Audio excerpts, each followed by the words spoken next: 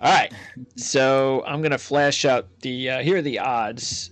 These are the updated odds at DraftKings. So you can take a look there. Scheffler and McIlroy are the favorites at 8-1. And you have a drop to Schauffele and Hovland at 12-1. Max Homa 16-1.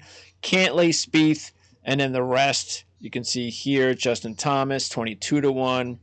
And and again, remember, there's just 80 players to choose from. So not a huge list, but I think 80 is more than enough.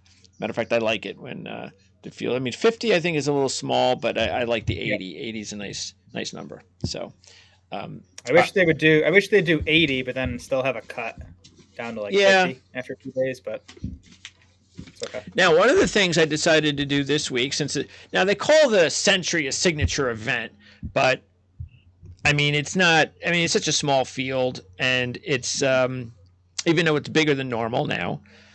And let's keep that. Look, that's the other thing we have to keep in mind. I mean, we're talking about Murray and Pavon, and Dunlap, but Chris Kirk won the Century, and that's when a lot of players showed up. A lot of big names showed up in that one, and Chris Kirk. That we should have realized something was fishy. Something was going on. So that's that was a tip off there. But what I wanted to take a look at was, since this is the second of, and I think they count players, but we don't count. I mean, players, we know it's a big event, so we don't need to have just like the Century. We don't need the signature status there. So there's really only 7, if you think about it. And last year, the top 7, we had, who did we have? Let's see, last year we had Phoenix, Genesis, Arnold Palmer, RBC, Wells Fargo, Memorial, and Travelers. So those were like the real 7 signature. Like I said, I'm not counting players or Century or anything like that. All right, so, and interesting because really there was only one long shot that won, and that was Kitayama winning at Bay Hill.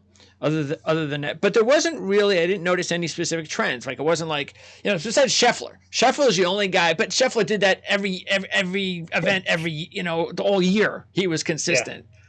Yeah. So some guys missed a cut in some events. Some guys were really good in some signatures. But I did see some trends that we're going to use, and those are the events, of course, that we're going to use them from. Just so you know. The rest of the season as we go through these signature events. So, and I've talked about this last year with McIlroy. All right, because here's the so look, a couple of things with Scheffler and McIlroy. Scheffler, yes, he won a signature event last year, but let's also keep in mind he was such a good player, such a dominant player, was in almost all of these events, and he only won once. And remember, the odds are 8-1. So if he wins one again, which he probably will, it's still. I'd rather just not pick him at 8-1. Let him win 1 of 7. It's just going to cost me more if I have to go chasing him at 8-1 every event. McIlroy, remember we talked about this. His earliest PGA Tour win is still 2012 at the Honda. You mentioned he's going back there, it looks like. That was week 9, March 4th. So Rory's never won. Now, it doesn't mean that he might not be able to pick things up now with these bigger events early on in the season. But it's just... He did just win on the Euro. He did just win on the Euro Tour. Well, on PGA events. Right, yeah. Yeah. But, he's capable of winning. Yeah, and that's the thing, though. That's the trick, is that he does the European Tour deal early in the season. So when he comes over here, it just doesn't look like, you got the trip, you got maybe he's, where is he going to be living? And he's probably got all that distraction for the first few events that takes him a little while to kind of get into things. So I do think that matters, but you're right. First and second is 2 Dubai events this year. Kind of blew the second place, but he came from behind in the other one and won that one because Young kind of blew that. But we'll talk about him in a little bit. But keep this in mind: Rory, in the 6 signature events last year that he played, won top 5. Won in 6 signature events. That was the runner-up at Arnold Palmer. Surprising. Kind of goes with his disappointing performance between Rory and Scheffler. I mean, I'm not, and I never considered either this week as a bet. I would the heavy favorites. I would lean towards Scheffler, I think. Yeah, me too. He's more I consistent. trust his I trust his approach. Rory's best weapon is obviously his driver, and that's mitigated a bit here at Pebble. So okay, and then we've got Schauffele and Hovland, and my top pick is Schauffele. Matter of fact, it's between Schauffele and Homa for me on one and done as well. And I don't. It's not that I take Schauffele a lot because I don't. But I'm kind of feeling it here with him. He's got 7. By the way, he made all 7 cuts in the signature events last year. 5 of those were top 25s, 3 top 10s, 2 top 5s, and a runner-up. So he's very good in the signature events. He was 3rd, as I mentioned, at the U.S. Open here in 2019. Only played here at Pebble once at the Pro-Am deal, 66th in 2017. But that was 2017 when he was the 300th ranked player in the world. So I don't care about that. This year, 9th, 3rd, and 10th. So he's got that groove going we talked about, the pavons and stuff. And maybe, he's not going to be, hey, I haven't played I played once in the last month or so. 6 of his 7 pro wins, by the way, came after mid-June, if you want to look at that as a negative. But that was the Century, a significant event enough. Yep. But he has not won, and this is something we're going to talk about. He has not won since back-to-back in 2022, July of 2022, when he won Travelers and Scottish Open. I mean, he's done everything but win. It's crazy he hasn't won. How well, really, he played all last year. He's opened this season, like you said, with 3 straight top 10s. And the crazy thing about this season so far, he's lost strokes putting at the Century, and he lost 3 strokes putting at the Farmers last week and still came in 9th place. That tells you how good the ball striking has been. Like you said, limited experience here, but did play well in that U.S. Open. POA is his best putting surface. There you go. Done well he's done well in California in general. So I love I still love Xander. I have no issue with the bet. I'd like to see him get off the schneid here and get a win. By the way, Hovland was 12th at the U.S. Open in 2019, 13th in this event last year. But he only had 2 top 10s in 7 signature events last year, and one of them was a win, winning Memorial, 22nd Century. That's it. That's all we've got from Victor Hovland this year. So I'm gonna wait for Victor Hovland. I definitely think Zonder's the way to go because he's definitely more in tune with his game right now than Hovland. Right. So Hovland played Century. Has he played since then? No. I don't even know if he played. Yeah. So it's been, 4 weeks for him. Hovland did also win the U.S. Amateur here at Pebble. So he's definitely got some good vibes at the course, but I haven't seen enough from him to bet him at that number. All right, Homa 16, Cantlay and Spieth 18, and Homa. If you've been watching our show for the past year, and so this is a no-brainer that we're going to have Homa on our list, and of course you have him you're considering him a one and done just like me. You have it at the top of your list in your picks this week. Why not 16-1? You're getting double the money with Homa than you're getting with McIlroy and Scheffler, which again I just think is a no-brainer in a week like this. Homa's last 3 trips here were all top 15s. He hasn't played in this event in a few years though, but he does have 2 top 10s. And right now he has 10 straight top 15s worldwide with a win. That was the win over at the Nedbank in Europe. 13th last week. And 6 of his pro wins, by the way, and this is interesting, 6 came with at least 2 weeks off. Did you know that? Did not know that. Yeah. I know that a lot of his career wins have come in California, which they have. He is the best POA putter in this field. He's putted well in his previous performances, like you said, 10th, 14th, and 7th in his last 3 trips here. To me, Homa's he's the best combination this week of a high-end player who is in good current form and also has good course history here. There's really not many guys that check all 3 of those boxes. 14th at Century, 13th at Farmers. Homa gained 8.7 strokes tee to green at Century. He gained 5.7 strokes tee to green at Farmers. So he's hitting it really well. He can definitely get hot on these greens. He's won in California. He's won, some of ththese bigger events. Homa's a bet for me, and he's likely who I'll end up going with in one and done. By the way, the other signature is Genesis, right? Genesis is a signature. Okay, Yep. and he's got 2 wins there. Just one. Just one. Okay. But he's played well. So that's what I'm hoping. I'm hoping everyone is targeting Genesis, saving Homa for that, and that he'll come in pretty low owned this week. Yeah, that's the other good thing about this particular week, and others really in general when you get into these signature events. But it's not like the previous weeks where it seems like, in the one and done contest you can have I won this week, but 50 other guys won. I can't imagine that's going to be the case this week. You can have so many different varied opinions about which way you're going to go this week. Yeah, it should be spread. And again, we should remind people this is a $20 million prize pool this week, which is higher than anything besides the players. The prize pool this week is even higher than it is for the majors. So you definitely want to use a high-end player in one and done this week. Okay. And then the others, Cantlay and Spieth. Now, Jan, one of her 2 one and dones is Cantlay. And Spieth is one of those where I just think you can't, I took him, I believe he was my one and done last year in this. And it was pretty much the worst he's ever played here. But he's made all 11 of his cuts, 9 top 25, 6 top 10s, 4 top 5s, a runner-up in 22, and a win in 17. He's coming off a 3rd at Century. Before that, 6th at Hero. So he hasn't played a lot, though. And this is also kind of interesting. In the 6 signature events last year, he missed the cut twice. But whenever he made the cut 4 times, he finished 2nd, 4th, 5th, and 6th. He was disappointing 65th at the U.S. Open back in 2019. So you do see, and remember, this is the thing we have to keep in mind with guys like Spieth. We'll get to Day in a little bit, maybe even Cantlay in a second. Never miss the cut, play well here at Pebble. But now all of a sudden you're throwing in all the best players of the world this week playing on the golf course. Even though they're not changing the golf course, as far as I know, it's still the same golf course. They got the amateurs out there for a couple of days.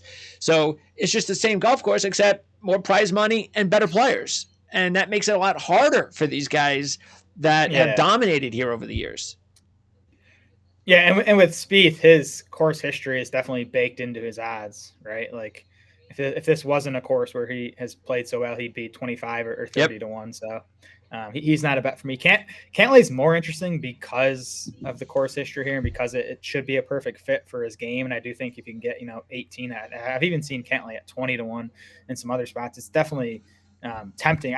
He hasn't played well. I mean, he was okay at Century. He finished 12th, 52nd at American Express, 56th last week at Farmers. He lost strokes off the tee and on approach at Farmers last week, which, I mean, I'm looking through his number. Okay, well, the last time he did that was at the Century the previous year. So it had been over a year since he'd lost strokes both off the tee and on approach. So something seems a little off with his game. Not that he can't figure it out over the next few days here, but that was just enough for me to not bet Cantlay. Yep. Made 6 of 6 cuts, and he has I believe both of his top 5s have come in his last 2 appearances, 2022 and 2021. Then you have Morikawa at 20 to 1, Thomas at 22 to 1, and Aubert at 25 to 1. So now we start getting to some interesting players here because Morikawa is either Homa or Morikawa for you at the one and done, and Justin Thomas is one of your picks this week, and absolutely. I mean, we both love Thomas this week. So, and then Aubert is just Aubert. And he kind of, Aubert is the dangerous one this week because he kind of does fit the profile of what's going on this year. It's just, we're getting these, because let's keep in mind too, the guys that are winning have never, like some of them, I believe, well, Murray won like 2017, but the other guys haven't won before. Well, Kirk, of course, but so we are having first time PGA Tour winners. Now, Aubert won, of course, in the fall. So I don't know. It just seems like Aubert might be one of these guys that could fit what's going on right now. And he's trending the right way. 47th, 30th, 9th last week. So he's getting better each time out. Because remember early on, the first thing I said when he was out there, I think it was at the Century, look, I just can't take the guy until he starts getting a little bit familiar with playing with the big boys. Playing in the fall is completely different. The spotlight's on now. Yeah. You're playing with tougher competition, and it does look like that's happening. 9th last week. Morikawa, Right. Morikawa was a dangerous one.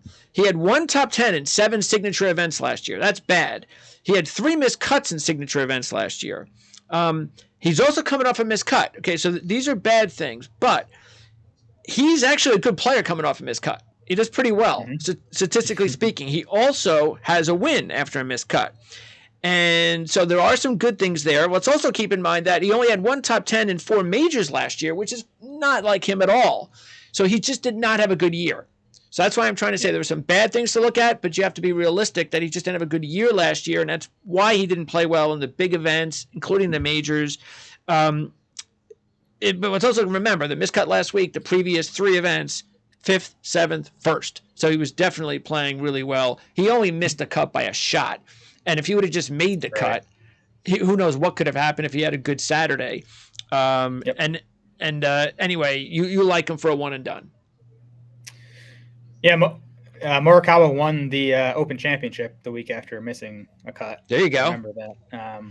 I bet him that week, which was nice. I see. Now you would remember. Yeah, he had an awesome Wednesday at Torrey. Had a poor Thursday. I know he drove it out of bounds on 17, which is what ended up costing him the cut line. So I'm not super concerned about that. I still think he's hitting it well. He's playing well in general. He's a good fit here. I mean, he is, again, he's second in this field in that proximity from 100 to 125 yards. He's second in strokes gained approach in general. He is one of the best iron players, and that's super important at Pebble with these small greens. So, Morikawa does not have much of a history here, which is a little scary, but I do think this course should be a good fit for him. I was basically down. I was looking at Homa, Morikawa, and Justin Thomas as like my 3 bets for the week, and I knew I was going to pick 2 of them, and I just ended up going with Homa and Justin Thomas. But Morikawa was right there as a potential bet for me.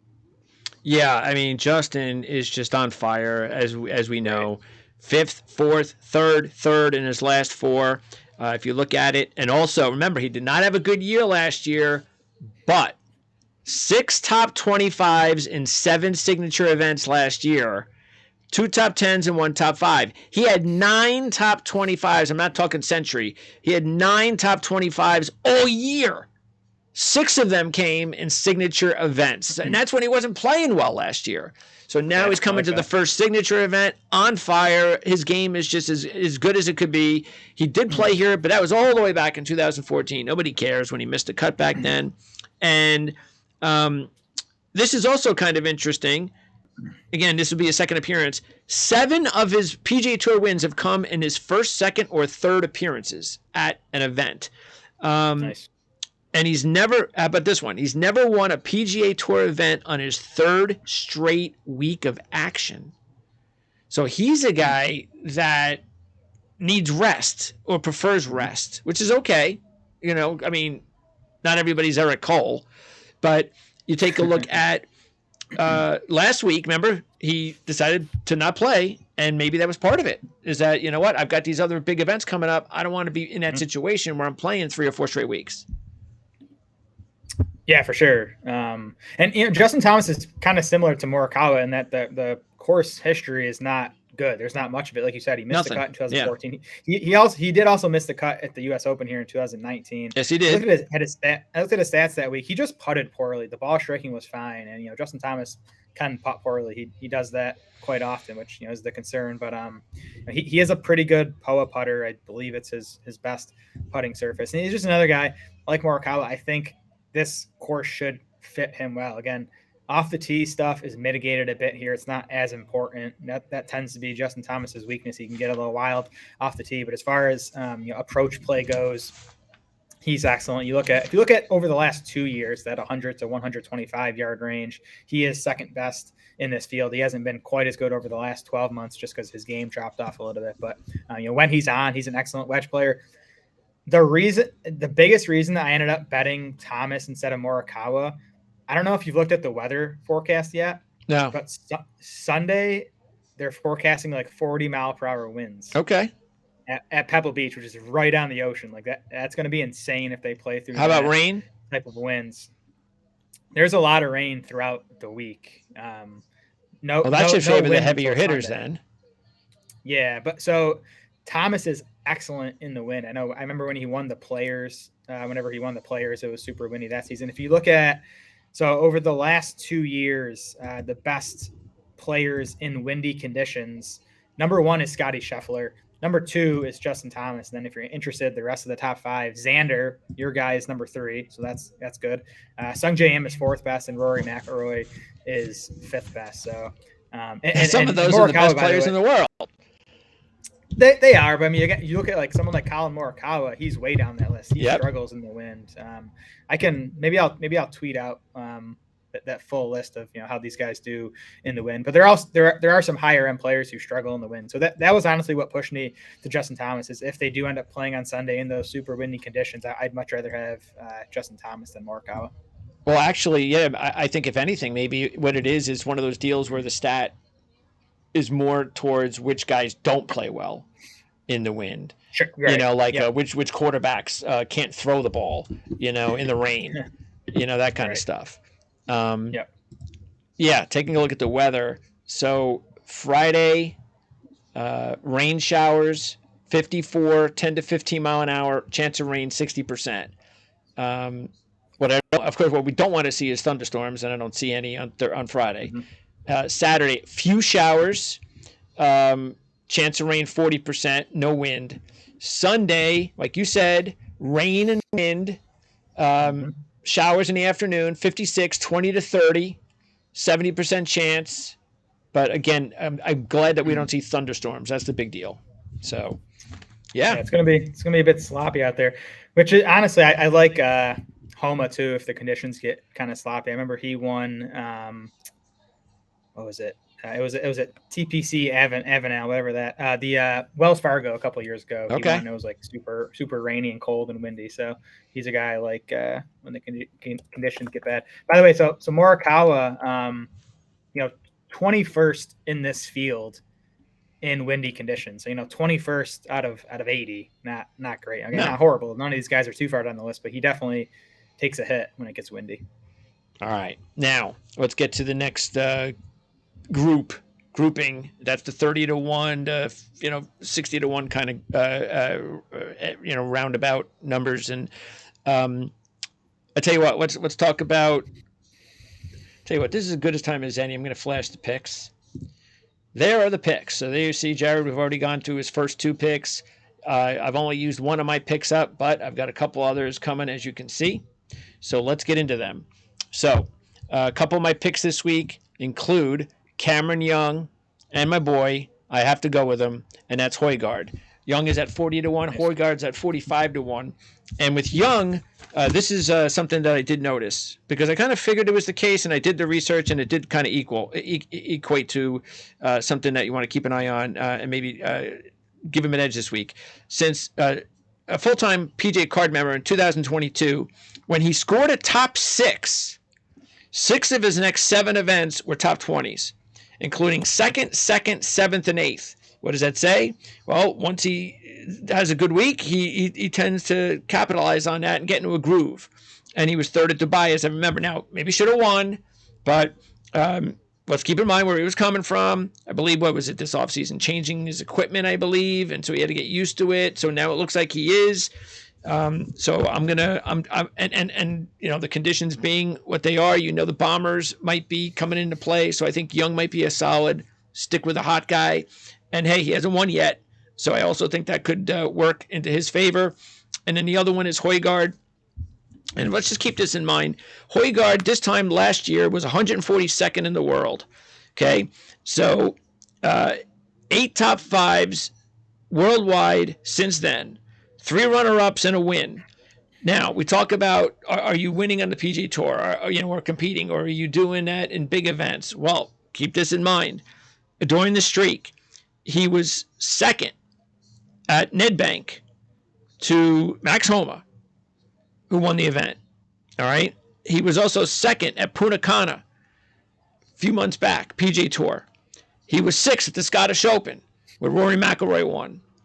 So, and biggest of all was his win in the DP Tour Championship, holding off Victor Hovland, and a bunch of others, John Rahm and so forth. So he's that good. This isn't fluke. Yep. This is a guy that's battle tested. Confidence is sky high with the second place finish last week. And because of that, I think he's a solid play this week. But I think both of those guys are intriguing, and that's why I took them. Yeah, Højgaard, that proximity range, 100 to 125 yards, he's 13th in this field. So, just missed the top 10, but tends to do well with those wedges. I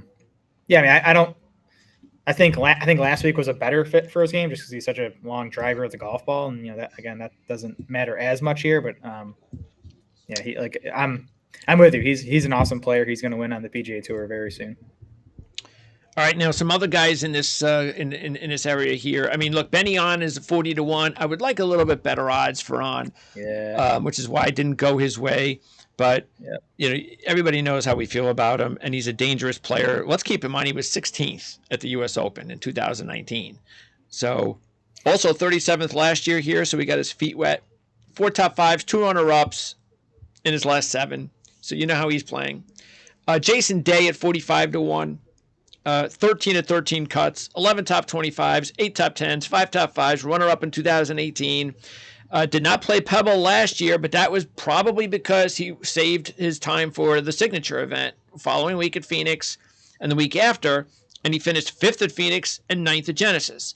So plays a good brand of golf this time of year. Also 21st at the U.S. Open in 2019. The only problem with me with Jason Day was he's not on top of his game right now. He's coming off a miscut. Right. And even though he made 13 and 13 cuts, he never won. And now the field is loaded. So those are all things I was a little bit, but I mean, you have to obviously keep him in mind.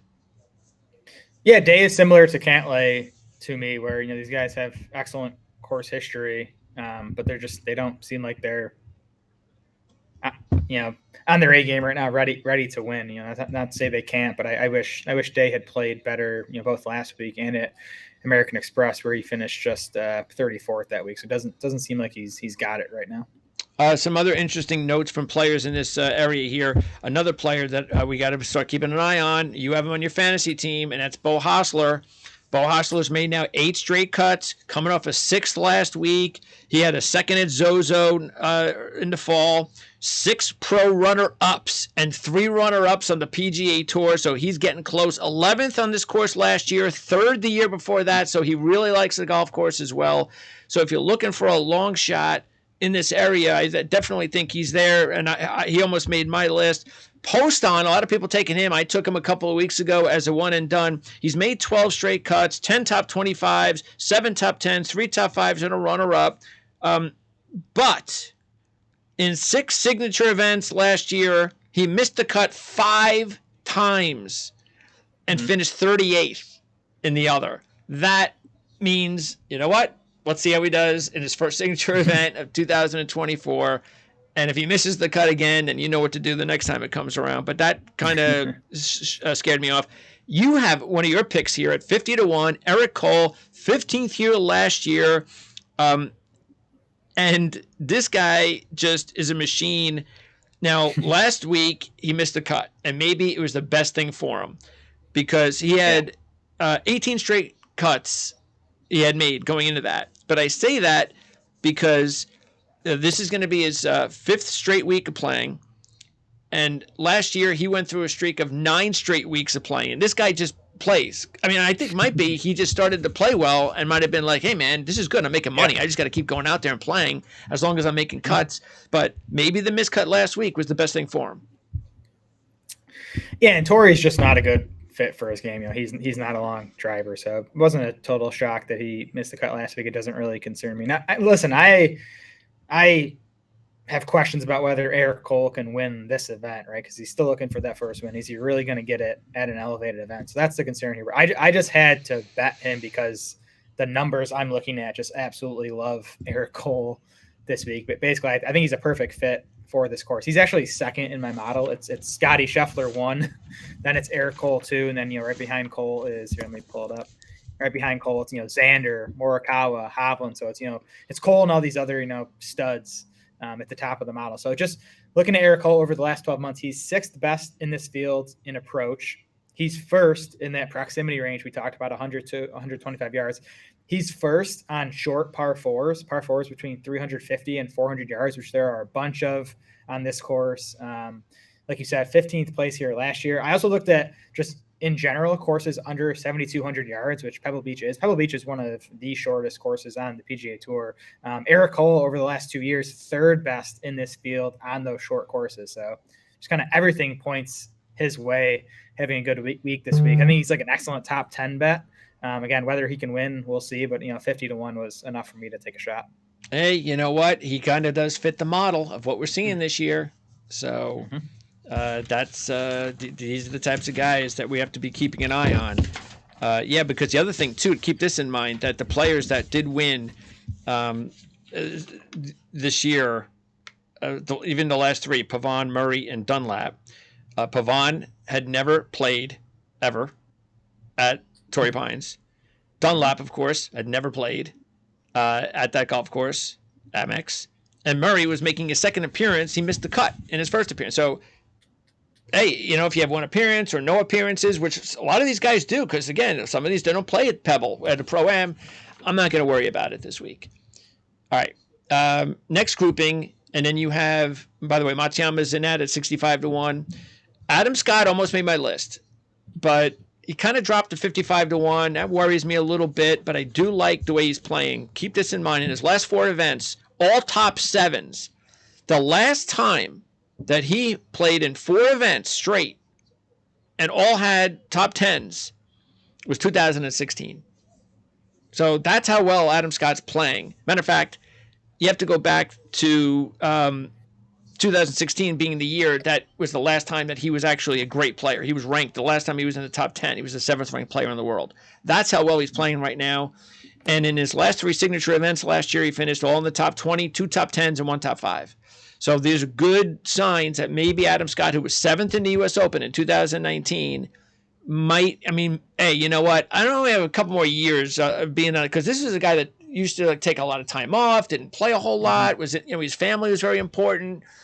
And he just was never that guy that was like, oh, golf, golf, golf.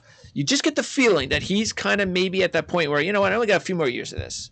My kids are starting to grow up, and let me be selfish. Let me take care of myself here and see if I could do something. So that's why I think this year is a good year for Adam Scott, maybe to win again.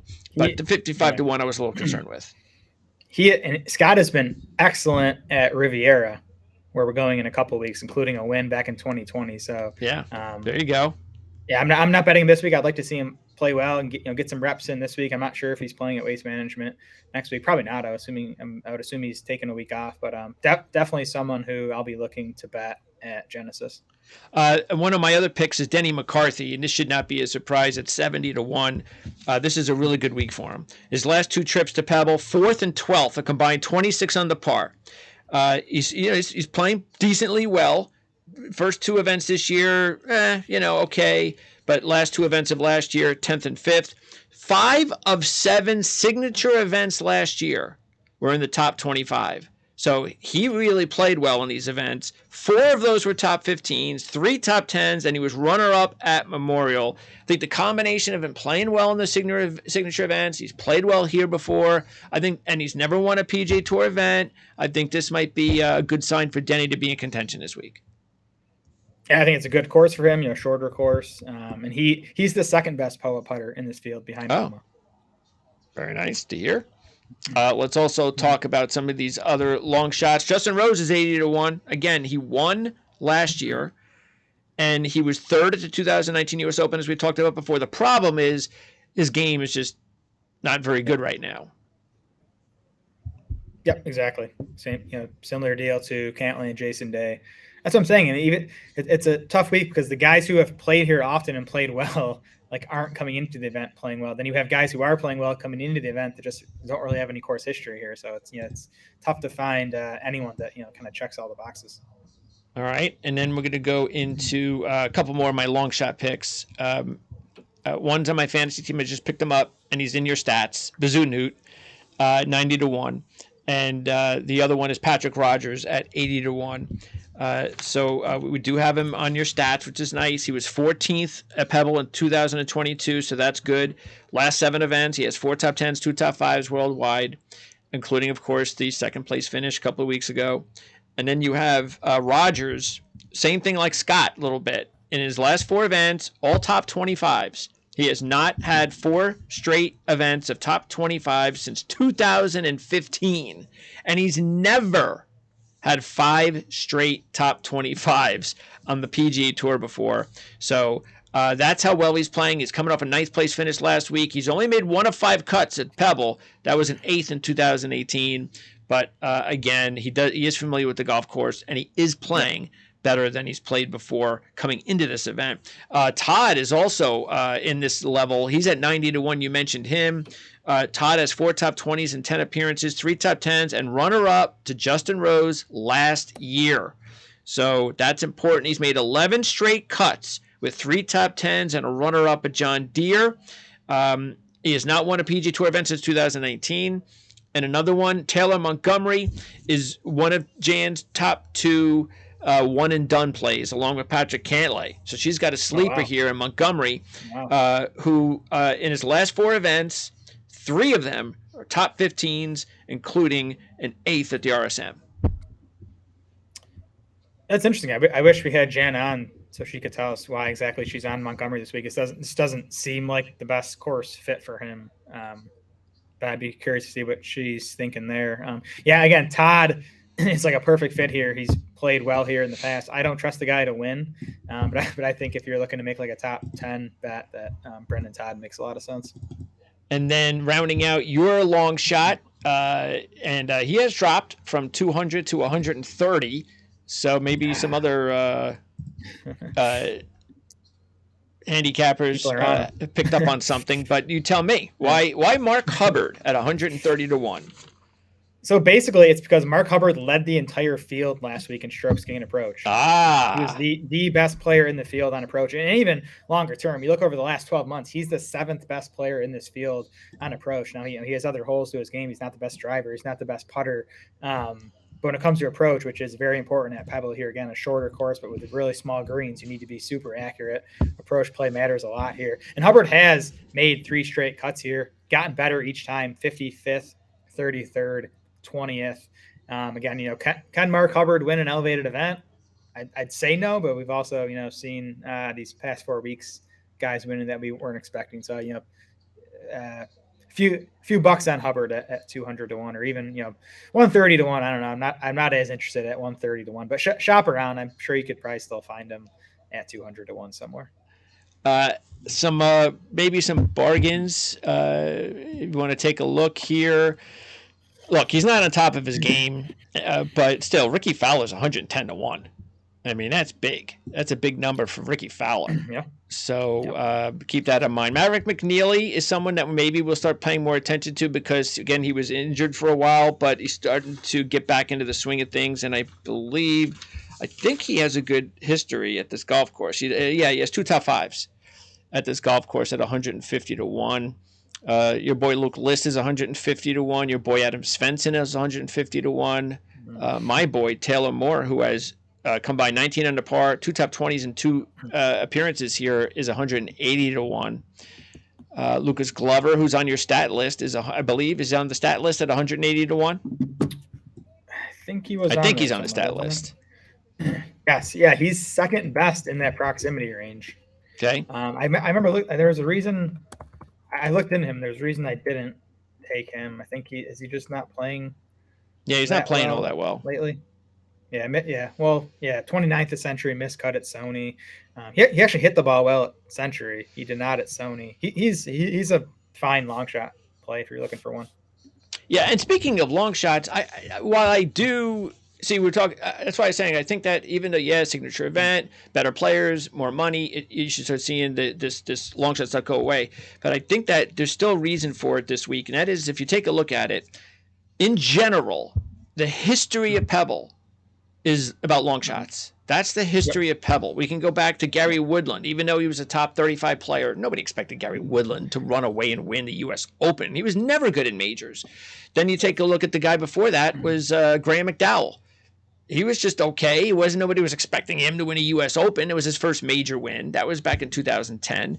And then if you take a look also generally at at the history of this golf course, we can, and because I'm not going to use any of the trends because they're all different. We'll get back into these trends next year if it's not a signature event. Again, talking about obviously the field and the fact that we're 2 courses instead of 3, 2 days instead of 4 for pro-am. So there's a lot, but if you look at it, the last 12 first-time winners at Pebble Beach ranked 142nd before winning.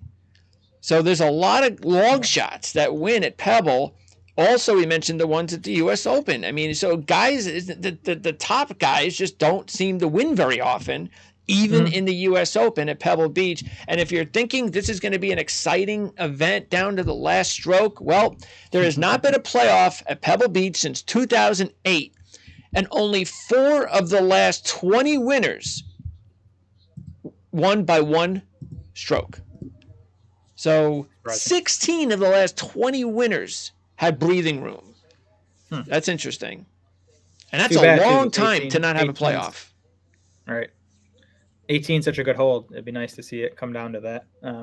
Did we mention Nick Taylor? No, we didn't. He's interesting to me. 110-1. He's again first on our course history list, including the win in 2020, and he missed the cut at the American Express, but he came 7th at the Sony Open with awesome approach play. He gained 5.7 strokes on approach that week. So I'm actually you mentioned him that week. Yeah, I'm kind of surprised. Yeah, I bet him the Sony week. Yep, he was in the mix like midway through Sunday before kind of tapering off. But yeah, I'm a little surprised he's 110-1 just based on the history. So I think he's a pretty good long shot bet. Yeah, 6 top 30s out of 9 with that win in 2020. Yep. Yeah, that's a good one. And Jaeger, by the way, now the odds aren't all that good because he started at 90-1. He's dropped all the way down to what? 65-1, I think, 55-1, 75-1 now. So that's a little bit better. But he's now made 20 straight cuts. And remember, we talked about the fact that he had 1 top 10 in all those cuts he was making. We said, yeah, but he's not in contention in 1 top 10. Well, now he's gotten into contention. So the next time he's there, watch out. So, and I know he didn't close the deal at Torrey, but it didn't seem like it was like too big for him. It didn't seem like he was like super nervous and like kind of choked. He just kind of didn't have it on Saturday. Missed a few short putts. So I thought it was a pretty encouraging performance. I definitely think he could close the deal next time he's in contention. And by the way, Kevin Yu, who's Chun on you. Is 90-1, somewhere in that range, 80-1 to start the week. 7th last year at this event, and his last 2 on the tour, 6th and 3rd. Now, he really has come from nowhere. So I still think 90-1, believe it or not, is a little low. Like I said, Ricky Fowler's 110-1. But, hey, Kevin Yu's got something going on right now. So he's never won a pro event, though. Never. For sure. Of any kind. So. Yeah, he's interesting. I know he's a bomber. Which makes sense. He would have played well at Farmers. Again, you don't really need to be a bomber at Pebble, but like you said, he came 7th at Pebble. He was also 6th at John Deere last year, which is a short golf course. He was 21st at the Sony Open in 2023, which is a shorter golf course. So despite the fact that he does bomb the ball, he's played pretty well at these short courses.